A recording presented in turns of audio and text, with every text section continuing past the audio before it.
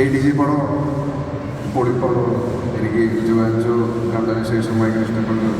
Work ചെയ്യാൻ ആഗ്രഹം ഉണ്ടായിരുന്ന ഡയറക്ടറായിരുന്നു ADG. ലൊക്കേഷനിലേക്ക് എത്തിയപ്പോൾ കുറച്ച് പ്രശ്നമായിരുന്നു ഇവരായിട്ടൊന്ന് ചെന്നൈ മാറാൻ. അപ്പം ഞാൻ ADG കുറച്ച് ബഹുമാനം കൊടുത്തിട്ടുണ്ടായിരുന്നു. പക്ഷെ നേരത്തെ കണ്ടാൽ മനസ്സിലാവും മാത്യു ADG ആയിട്ട് എങ്ങനെ ഡീൽ ചെയ്യണമെന്നുള്ളത്. ലൊക്കേഷനിൽ ഞാൻ ഒരിക്കലും അങ്ങനെ പറയുന്നത് ഡയറക്ടറാണ്, ഇതെന്റെ ചേട്ടനാണ് കുഴപ്പമില്ല. അപ്പോൾ മനസ്സിലായി ഈ പടത്തിൻ്റെ ഒരു ബോണ്ടിങ്ങും കാര്യങ്ങളും. അപ്പം അങ്ങനെയാണ് പതുക്കെ ഈ ടീമിലേക്ക് ബ്ലെൻഡ് ആയത്.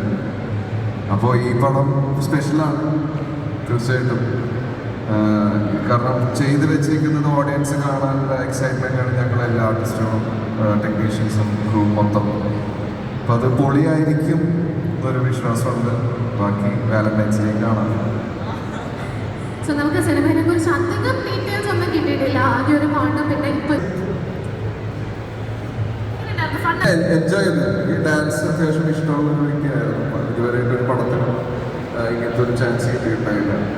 അപ്പോൾ ആദ്യമായിട്ടാണ് ഒരു പടത്തിന് സൂട്ട് കോട്ടൊക്കെ ഉള്ളതും ഡാൻസ്. സോങ്ങിൽ ഭയങ്കര സ്റ്റൈലിഷ് ആയിട്ട് അടിപൊളിയായി ഡാൻസ് കളിച്ച വേറൊരാളെ സ്റ്റേജിലേക്ക് ഇൻവൈറ്റ് ചെയ്യാണ്.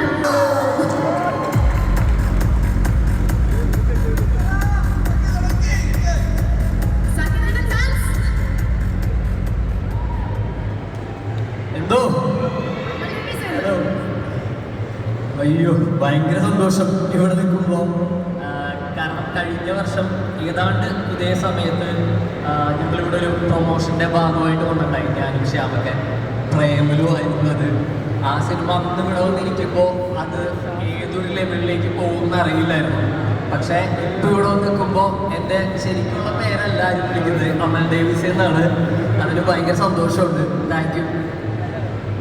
ഈ ഒരു സിനിമയുടെ ഷൂട്ടിംഗ് വേറെ ആരും മറന്നാലും സംഗീതം മറക്കില്ല എന്നുള്ള കാര്യം ഞങ്ങൾക്കൊക്കെ അറിയാം. സോ എങ്ങനെയുണ്ടായിരുന്നു ഷൂട്ടിംഗ് എക്സ്പീരിയൻസ്? ഇവരൊക്കെ ആയിട്ടുള്ള റിയൽ ലൈഫ് റൊമാൻസ് എങ്ങനെയുണ്ടായിരുന്നു? അർത്ഥം വെച്ച് പറഞ്ഞു.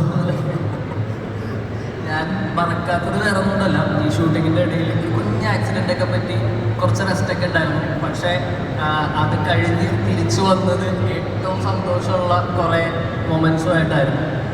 ഇപ്പോൾ ഈ പടത്തിൽ വർക്ക് ചെയ്യുമ്പോഴാണെങ്കിലും ഞാൻ പ്രേമത്തിന് ശേഷം കുറേ ആഗ്രഹിച്ച് ചെയ്ത ആദ്യത്തെ പടമാണ്. അതിനുശേഷം പിന്നെ ഇപ്പോൾ ചെയ്യുന്നതേ ഉള്ളൂ. അപ്പോൾ അത്രയും സ്പെഷ്യലായിട്ട് അനുജേട്ടൻ കഥ പറഞ്ഞപ്പോൾ തന്നെ ചെയ്യണമെന്ന് ഭയങ്കര ആഗ്രഹം തോന്നിയ ക്യാരക്ടറുമായിരുന്ന സിനിമയുമായിരുന്നു. അപ്പോൾ അമൽ ഡേവിസ് പോലെ തന്നെയായിരുന്നു ഈ പടത്തിലെ ക്യാരക്ടറുടെ പേര്. ഹരിഹരസുധൻ എന്നാണ് പേര്. അപ്പോൾ ഈ പേരും വിളിപ്പേരായി മാറട്ടെ. ഹരിഹരസുധൻ ശരിക്കും ഈ സിനിമയിലെ മാത്യുവിന് മാത്രമേ കുത്തി വരെയുണ്ട്. ആ ഒരു സ്റ്റൈലിന്റെ പിന്നിൽ എന്തെങ്കിലും റീസൺ ഉണ്ടോ? റീസൺ ഹരിഹരസുധൻ എന്ന് പറഞ്ഞൊരു പേര് വന്നപ്പോൾ എനിക്ക് തോന്നിയ കുഞ്ഞ ഐഡിയ ആയിരുന്നു, ഇതിലൊരു മൂക്കുത്തി വന്നു കഴിഞ്ഞാൽ രസമായിരിക്കുമല്ലോ എന്നുള്ളത്. പിന്നെ റോണക്സായിട്ടൊക്കെ ആണെങ്കിൽ ലുക്കും അരുൺചേട്ടനൊക്കെയായിരുന്നു ബസ് കട്ട് കൊണ്ട് വന്നത്. അപ്പോൾ അത് അമൽ ഡേവിസിന് ഭയങ്കര ഡിഫറെൻ്റ് ആക്കാൻ ഹെൽപ്പ് ചെയ്തു തോന്നുന്നു. പക്ഷെ ഇപ്പം എല്ലാവർക്കും മനസ്സിലായിരുന്നു, ട്രെയിലറൊക്കെ കണ്ടപ്പോൾ ഞാനായിരുന്നു സൗദിന്റെ ഷാബായി എന്നൊക്കെ ഗ്ലാമർ കൂടി പോയി എന്നാണ് ഇപ്പം സംശയമില്ല, ഞങ്ങൾക്ക് മനസ്സിലായത്. ഓക്കെ, ഇനി അടുത്ത സ്റ്റാറിനെ സ്റ്റേജിലേക്ക് ഇൻവൈറ്റ് ചെയ്യാണ്.